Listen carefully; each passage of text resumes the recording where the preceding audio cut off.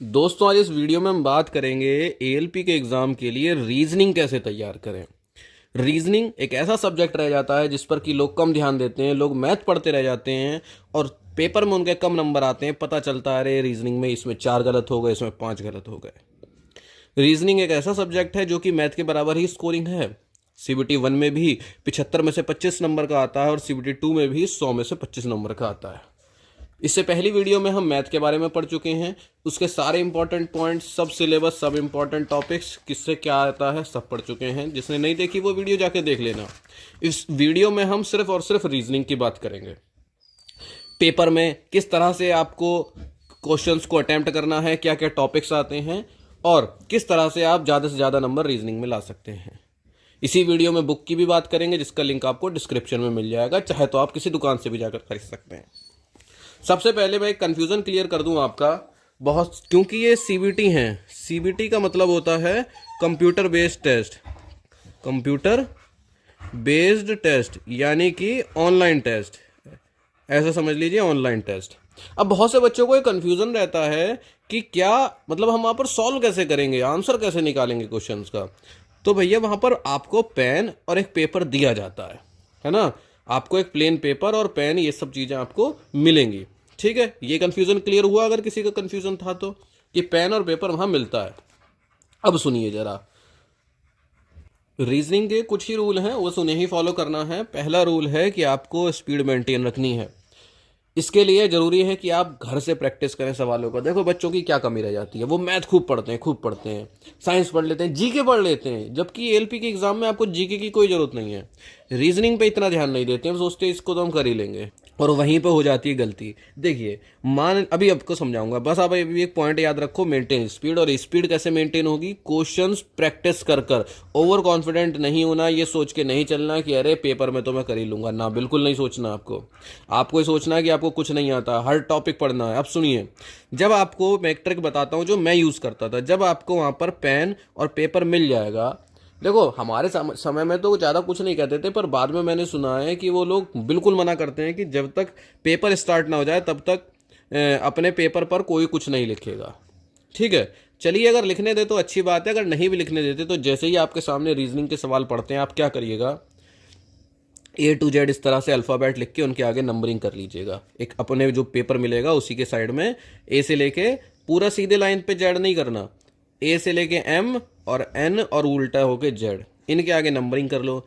इससे आप लिख के ले लो, रीजनिंग के 4-5 सवाल आप चुटकियों में सवाल को सॉल्व करोगे। बहुत सारे सवाल आते हैं, जैसे मान लो उन्होंने कुछ ना बोला कि अमन, ठीक है, और आगे एक नंबर दे दिया, आगे नंबर दे दिया 1, 13 और 1 और डब्बा दे दिया।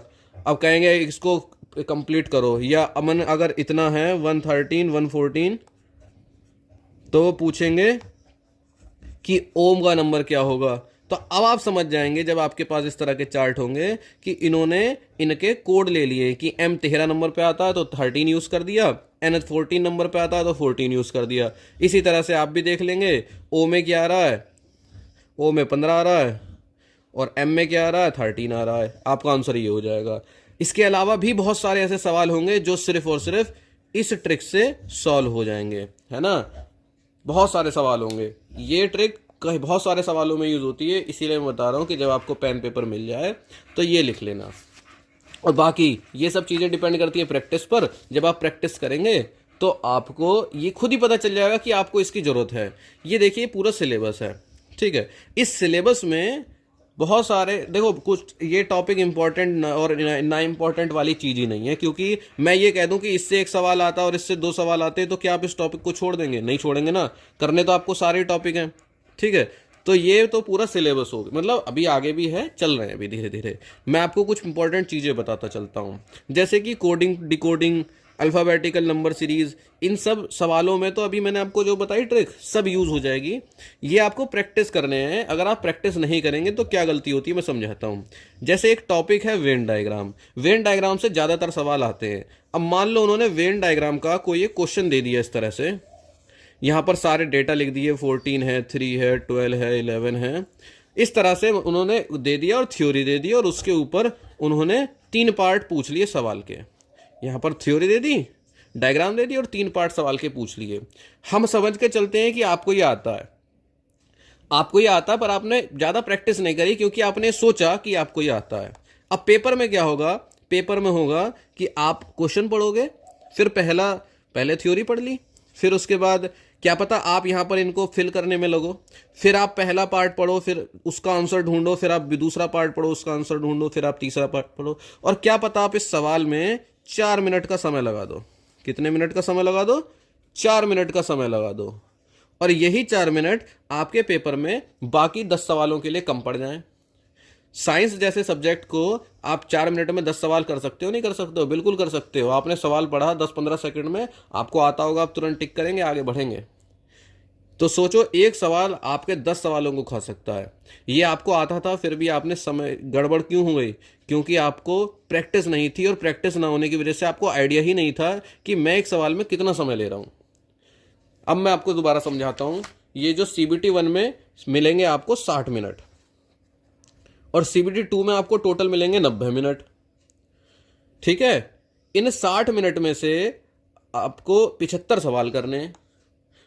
तो आपको ये जो 25 सवाल करने हैं, ये समझ के चलिए कि आपको 20 मिनट के अंदर अंदर करने हैं। वहीं बात करें CBT 2 की, तब भी आपको ये जो 25 सवाल हैं, ये 20 से 25 मिनट के अंदर करने हैं। यहाँ पर आपको 5 मिनट एक्स्ट्रा मिल सकते हैं, क्योंकि यहाँ पर साइंस का हिस्सा ज़्यादा हो जाता है। 40 नंबर की साइंस आ जाती है, और उन 40 नंबर में जो सवाल है उसमें आप थोड़ा सा समय को बचा सकते हैं।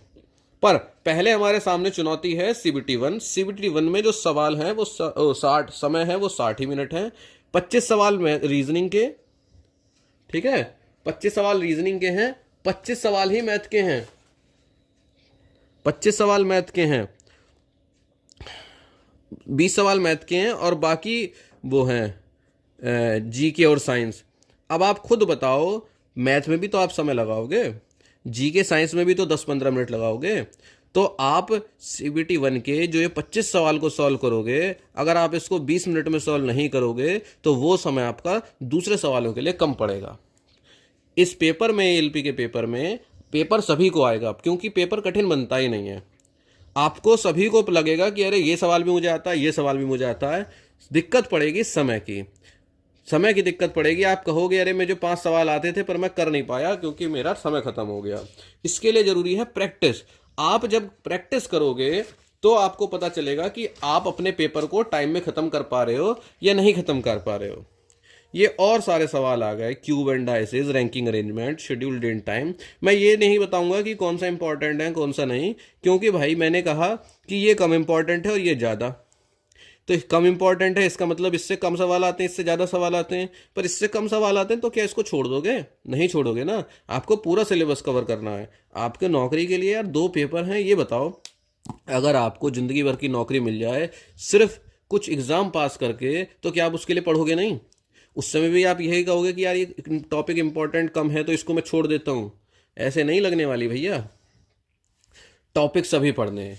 इस सिलेबस में अगर कोई आपको कमी लगती है, अब मैं आपको आगे बताता हूँ प्रैक्टिस की बात। रीजनिंग में कुछ नहीं है, रीजनिंग में है आप प्रैक्टिस करके अपनी स्ट्रेटेजी बनाओ। जैसे ये जो मैंने मान लो लिखे हैं ABCD और उनके आगे नंबर, तो ये कौन सा मैंने किसी से सीखे या रटे हैं या कोई किसी किताब में लिखे हैं? ये सब प्रैक्टिस कर करके स्ट्रेटेजी तो बनी है। प्रैक्टिस की स्ट्रेटेजी कैसे बनेगी? मान लो आपने कोई किताब ली। अब आप देखोगे मैं ज़्यादातर वीडियोस में किरण पब्लिकेशन की बताता रहता हूँ, वो इसलिए क्योंकि मैंने इनको यूज़ किया था, ठीक है। और इसकी मैंने पहले बता चुका हूँ। ये इनकी एक ऐप होती है, KICX ऐप है। आप इसको जाना, प्ले स्टोर से डाउनलोड करना या फिर गूगल क्रोम पे खोलना। उसके बाद ये स्क्रीन पे एक नंबर आ रहा होगा, इनको व्हाट्सएप करना, कहना रेलवे वाले चिंकू चैनल से आए हैं। वो आपको एक कोड देंगे, वो इसमें डाल देना रिडीम कोड में, और आपको फ्री टेस्ट सीरीज मिल जाएंगी। ठीक, आपको टेस्ट सीरीज फ्री में मिलेंगी, कोई दिक्कत नहीं है, 1 भी रुपया नहीं लगेगा।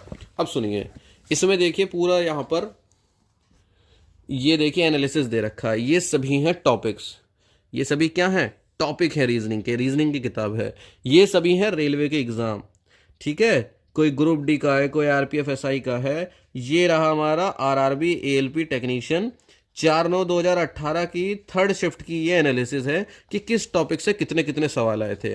अब मान लो किसी टॉपिक से, जैसे पहला टॉपिक है एनालॉगी सिमिलैरिटी से 2 टॉपिक आए थे, पर ब्लड रिलेशनशिप से 1 टॉपिक आया था। कम आए पर आए तो मतलब करने तो आपको हैं ही, क्या पता आपकी शिफ्ट में इससे ना आके इससे आ जाए, इससे ना आके इससे आ जाए। आप ये कुछ डिसाइड नहीं कर सकते कि किससे आएंगे किससे नहीं। अब मैं ये बुक क्यों समझाता हूँ आपको, वो इसलिए समझाता हूँ क्योंकि ये बेस्ट बुक है आपकी प्रैक्टिस के लिए। मान लीजिए हम कोई भी पन्ना खोलते हैं, ठीक है, अब यहां पर आपके सामने कोई सी एक टाइप के सवाल आ जाएंगे, एक टाइप के, मिक्स नहीं, एक टाइप के, जैसे आ गए सिंबल्स एंड नोटेशन के, ठीक है, सिंबल एंड नोटेशन के सवाल आ गए। अच्छा, बहुत से बच्चे पूछ रहे थे ना इंग्लिश में बुक है कि नहीं, इंग्लिश में भी बुक है, आप सर्च करेंगे ऑनलाइन या दुकान पे तो इंग्लिश में भी बुक है, ठीक है। जैसे ये सिंबल एंड नोटेशन के आ गए और इसमें आ गया कि कौन सा सवाल कब पूछा गया था, कहाँ पूछा गया था। अब आप क्या होगा, एक ही टाइप के जब बार बार सॉल्व करेंगे, बार बार सॉल्व करेंगे, तो आप रियलाइज करेंगे कि आप कहाँ कहाँ गलती करते हैं, बॉड मास के किस रूल में गलती करते हैं, या आप कहाँ स्पीड नहीं बना पा रहे। तो आप उससे स्पीड भी बढ़ा पाएंगे, अपनी ट्रिक्स डेवलप कर पाएंगे, ठीक है, आपका कॉन्फिडेंस बढ़ेगा। अब जैसे ये डायरेक्शन वाले सवाल हैं, डायरेक्शन, ये तो सब सॉल्यूशन है, डायरेक्शन के सवाल तो पीछे हैं,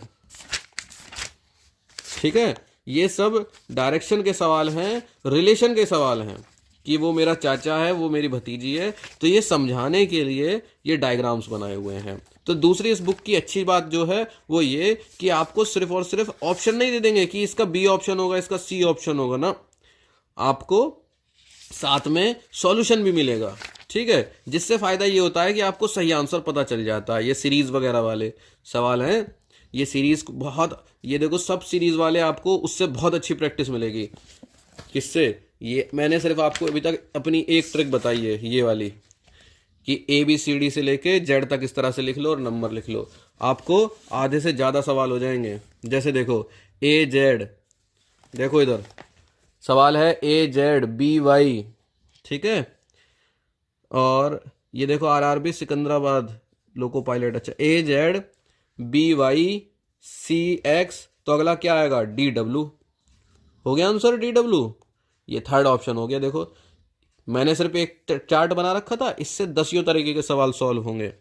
APCQ, ए मैंने पूरे लिखे होते तो P का भी होता, फिर C, फिर Q, फिर आप देखोगे कि ये तो अगला फिर आएगा E, आया E, फिर अगला GHI, अब आएगा G के बाद इधर आएगा I वाला, ठीक है। तो इस तरह से आप एक इस चार्ट को जरूर बना लें, जिससे कि आपके एक नहीं, 2 नहीं, 4-5 तरीके के क्वेश्चन जो हैं वो सॉल्व हो जाएं। ये देखिए, ये कोडिंग डिकोडिंग के सवाल, ये सवाल अगर आप नहीं करके जाएंगे दोस्तों, पेपर में कहीं ना कहीं आप मात खाएंगे, चाहे तो आप उनको सॉल्व ना कर पाएं, या फिर आप सॉल्व भी कर पाएं तो ज़्यादा समय ले जाएं, कुछ भी हो घाटा आपका ही है। तो मेरी सिंपल सी ये राय है, रीजनिंग जिसको कि बच्चे हल्के में ले लेते हैं कि भैया ये तो हमसे हो जाते हैं, हो जाएंगे, सबसे हो जाएंगे, पर समय में करने हैं, स्पीड में करने हैं, सही करने हैं, ठीक है। तो किरण पब्लिकेशन की आप है, ठीक है, ये कहीं से भी ले सकते हो, मैं लिंक तो खाली डाल देता हूँ सुविधा के लिए, वरना आप कहीं दुकान पे जाओ, पुरानी ले लो, ऑनलाइन ले लो, जहाँ से मर्जी वहाँ से ले लो, फ़ायदा आपका ही है। पढ़ना आपको है और पढ़ना ज़रूरी है, जरा सी वैकेंसी है। अच्छा, दूसरी चीज़, दोनों CBT में एक ही पढ़ाई काम आनी है। आपने एक बार पढ़ ली, आपकी एक बार स्पीड बन गई, तो वो CBT 1 के साथ साथ CBT 2 में भी तो काम आएगी। तीसरी चीज़, अब रेलवे के हर साल वैकेंसी निकला करेंगे, मान लो आगे चल के NTPC की निकलनी है, JEE की निकलनी है, तो वहाँ भी तो रीजनिंग आएगी। आपने एक बार पढ़ ली तो अब आपको वहाँ नहीं पढ़नी पड़ेंगी, एक बार आप कंप्लीट कर लो, सारे सवालों को प्रैक्टिस करते जाओ, अपनी इतनी स्पीड बना लो कि आप ये जो 25 सवाल हैं ये 20 मिनट के अंदर अंदर सब कर रहे हो, बात खत्म हो जाएगी आपके लगभग हर एग्जाम में, समझो रीजनिंग खत्म। तो उम्मीद है रीजनिंग को लेकर कुछ टॉपिक आपको क्लियर हुए होंगे कि रीजनिंग में आपको क्या करना है, हल्के में नहीं लेना है, और इस तरह की कुछ अपनी ट्रिक्स भी बनानी है। इसके अलावा आप अपनी ट्रिक्स भी बना सकते हैं, ठीक है। इतने नंबर की आएगी, इनको कोशिश ये करनी है कि 20 मिनट के अंदर ख़त्म करना है। ये कैसे होगा, बार बार बुक से प्रैक्टिस करेंगे। किसी भी टाइप के क्वेश्चन का जब आप 10 तरह के सवाल लगा लेते हो, 20 तरह के कर लेते हो, 30 सॉरी मतलब एक ही तरह के सवालों को 20 सवाल कर लेते हो, 30 सवाल कर लेते हो। मान लो वेन डायग्राम का क्वेश्चन आया, आपने पहला क्वेश्चन किया, आपने 5-10 मिनट लगा दिए। अब आप ऐसे ही 10 क्वेश्चन कर दिए, 20 क्वेश्चन कर दिए, तो आप खुद बताओ आपकी स्पीड बढ़ेगी या नहीं बढ़ेगी। तो बस इतनी ही बात है कि आप प्रैक्टिस करो, आप प्रैक्टिस करोगे तो आपकी स्पीड बढ़ेगी, एक्यूरेसी बढ़ेगी, और वो चीज़ आपको फ़ायदा मिलेगा कहाँ पर, एग्ज़ाम में नौकरी लेने में। तो अभी भी अगर कुछ कन्फ्यूज़न रह गया हो तो आप मुझे बिल्कुल कमेंट कर सकते हैं। मेरे हिसाब से रीजनिंग को लेकर बहुत ज़्यादा कन्फ्यूज़न नहीं होना चाहिए।